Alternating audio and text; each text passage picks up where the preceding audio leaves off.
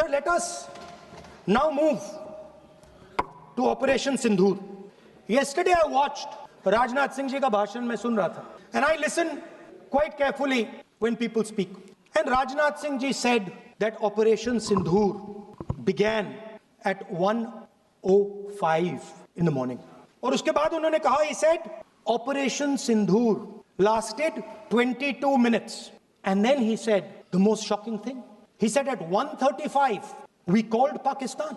We called Pakistan at 1:35 and we told them that we have hit non-military targets and we do not want escalation.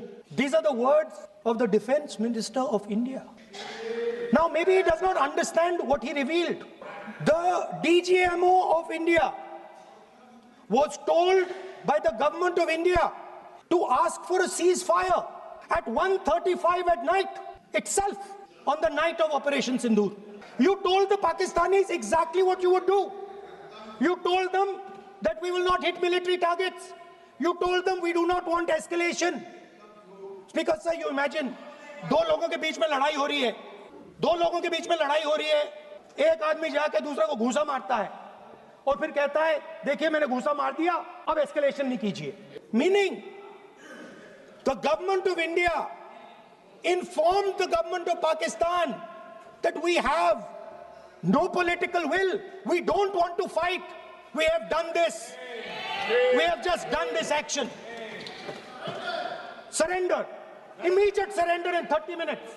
उस समय हमने लक्ष्य तय किया था, हमारे जवानों को तैयार करके कि हम उनके इलाके में जाकर के आतंकियों के जो लॉन्चिंग पैड है उनको नष्ट करेंगे.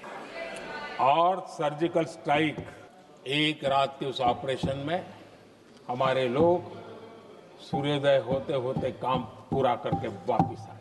लक्ष्य निर्धारित था कि ये करना है.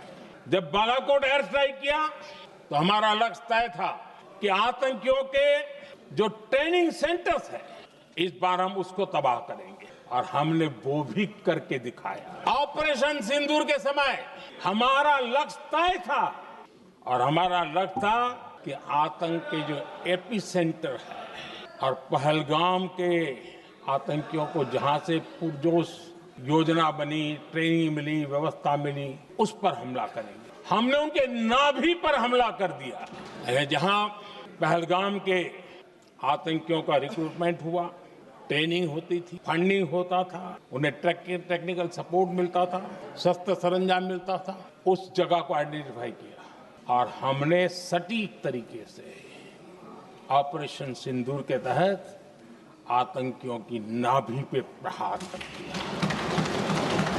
इस बार भी हमारी सेना ने 100% लक्ष्यों को हासिल करके देश के सामर्थ्य का परिचय